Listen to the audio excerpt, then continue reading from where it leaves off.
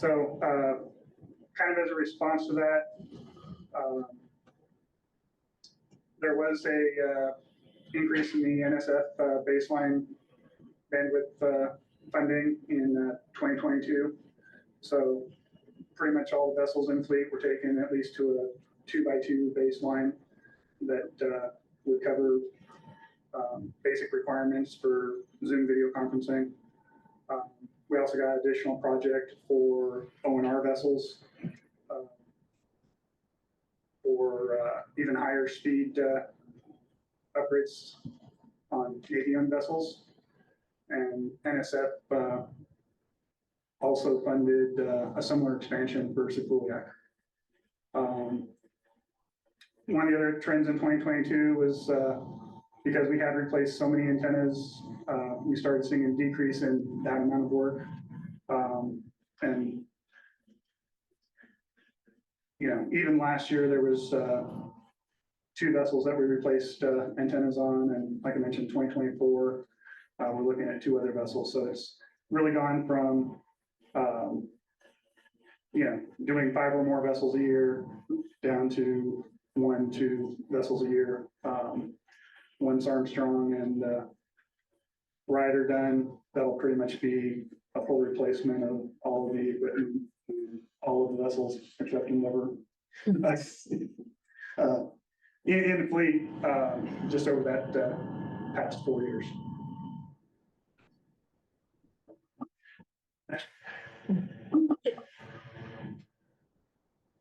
Thomas, are you said you got a 60-month lease window, so does that make it 2 years? Well, I guess you have not swap out. Do it again. That's the plan at this time. I mean, some of that will be dictated partially by where the market goes with Starlink and some other upcoming systems that are coming online. But yeah, traditionally 5 years is a good minimum baseline to start looking at replacement. We'll see kind of where we're at in another year or 2. Does that sync up pretty good with the history? So, with the history of what we've done in the fleet? The replacement. No. Way better. So when you lease, you can only get something leased for about 5 to 6 years. But that syncs up with industry best practice. Better. Yep.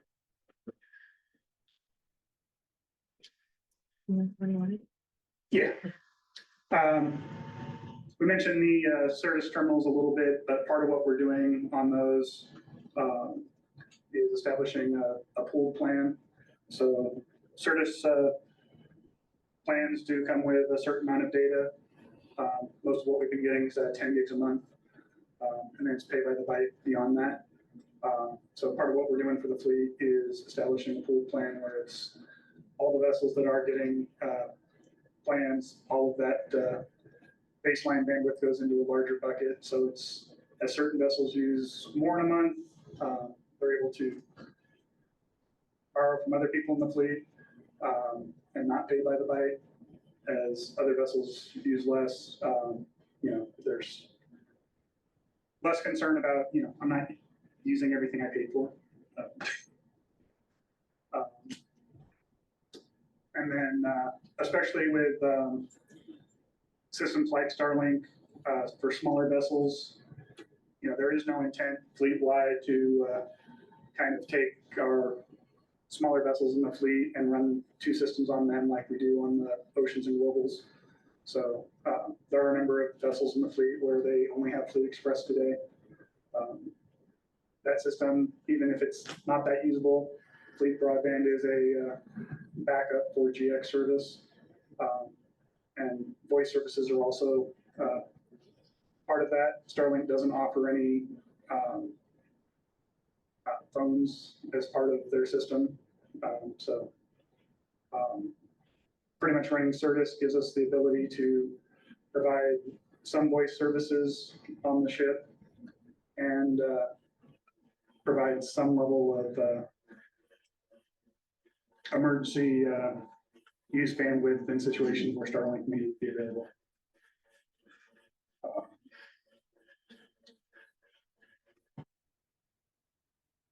And then starting to get into the Starlink discussion here. SpaceX did announce their initial commercial maritime offering a little over a year ago.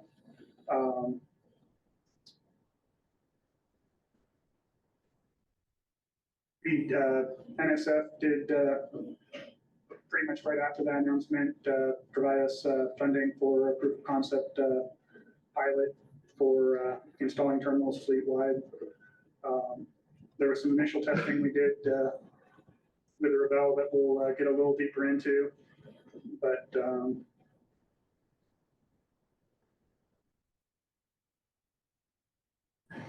long story short, we've been engaged with the government team at SpaceX for a little over a year. Definitely a very small team and very slow slogging.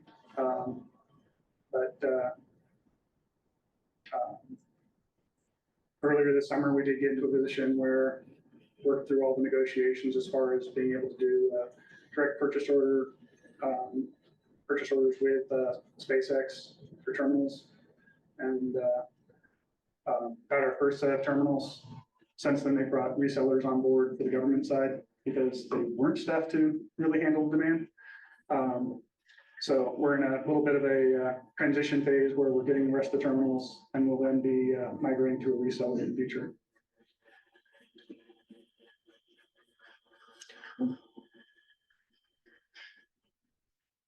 It's the same, but it's got a little.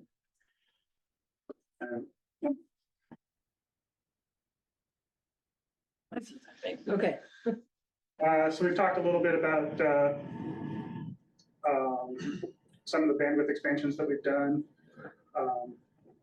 Even the prior presentation with John was speaking to some of the benefits as far as ability to have technical staff and science parties contributing more to cruises off the vessel.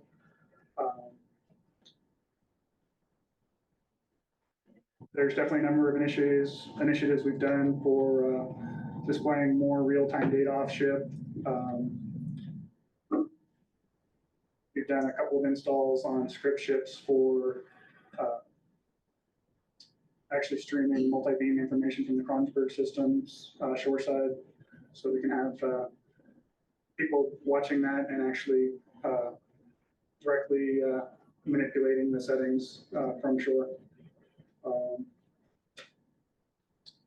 And then I think the biggest thing from our side was a reduction in the amount of interaction we had to have kind of pre-cruise with science parties as far as bandwidth needs, the amount of time we were spending on processing individual expansions.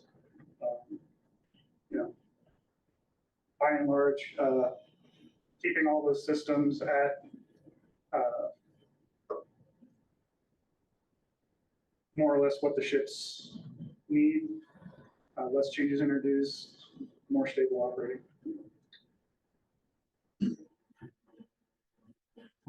So Starlink Maritime, everything on this slide is kind of more related to the commercial Starlink Maritime offering. Some of the key takeaways is, by and large, it's best effort service. So there is no CIR, committed information rate.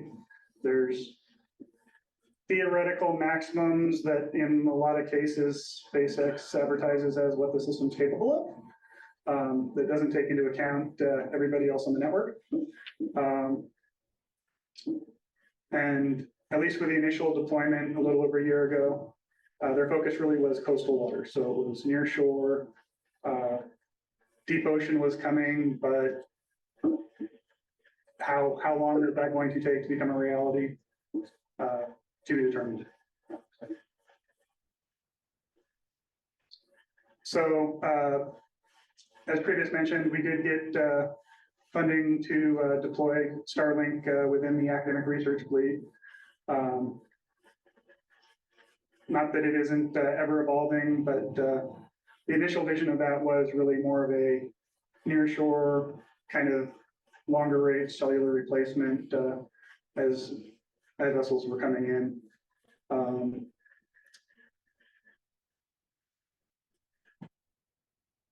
and yeah, as I already mentioned, there really is no CIR, so it's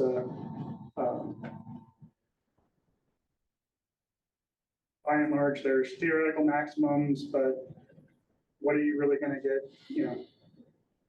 Mileage will vary depending on where you are and how saturated the network is.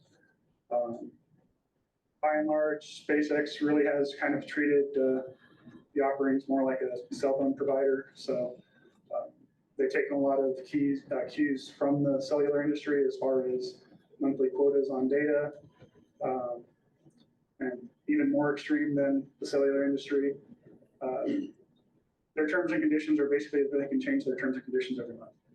So not necessarily the greatest thing for stable operations at times, or from our perspective, reliability at this point. Just to kind of highlight this to a certain degree, our initial experience on Rebel, when Starlink first announced their maritime offering, they were basically taking actuated business terminals that have motors in them that will turn to a specific point in the sky and look for optimum coverage. Typically, on those original systems, it was faced north towards the pole to avoid any geo coverage. These are KU-based dishes, so they were looking to avoid any interference from the traditional geo side. That's great. Throw it on a ship where you've got mass, other obstructions. Every time you change course and the antenna decides it wants to point at your main mast because that's due north, great. Our general experience throwing this on Rebel, we used it during a shipyard period, worked great, was primarily what we were using in shipyard. Pretty much leaving Alameda down the coast of California, sort of pointing, the ship turning the right way and pointing at the main mast, it worked great. But at that time, it really wasn't deep ocean. SpaceX was licensed for operation in US, Mexico. It would pretty much work in those countries' territorial waters.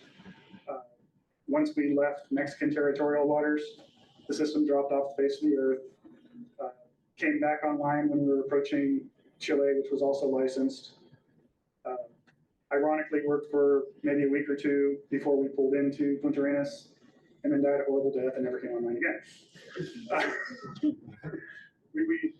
That terminal is still on Rebel, to be determined if it was an issue with the terminal itself or some of the cabling. There was a bit of a largely known issue with these units actually overloading the terminal the cable between their power supply and the terminal itself, to the point that it was actually frying those cables. So it could be something as simple as that. It could be that it spun itself to death. We don't really know. Either way, definitely not something we wanted to deploy fleet-wide at that time. And even from SpaceX's original announcement for commercial service,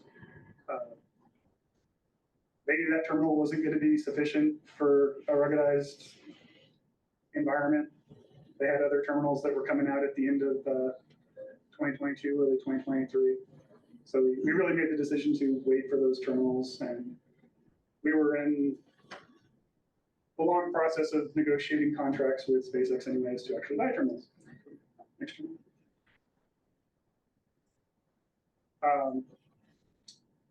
One of the things that we did do a little bit differently on Rebel compared to the commercial maritime service, at least at that time, the commercial maritime service was the absolute lowest band of service that you could get with SpaceX.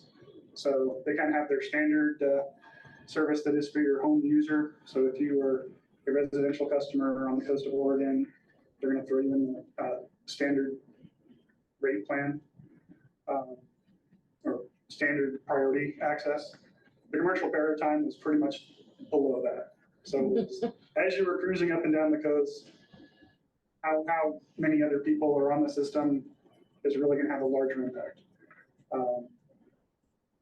For the test we were doing on Ravel, it was a business terminal with business class service with mobile priority, which was a higher grade of access to the network. But just some of the comparisons of, a lot of what was advertised with the original commercial maritime versus where we're going. A little bit of a picture here just of the newer terminals that came out earlier this year. So no moving parts. It is a flat panel, about the size of a pizza box. Has built-in heating in it to keep it nice and toasty and mist and supposedly melt ice too, but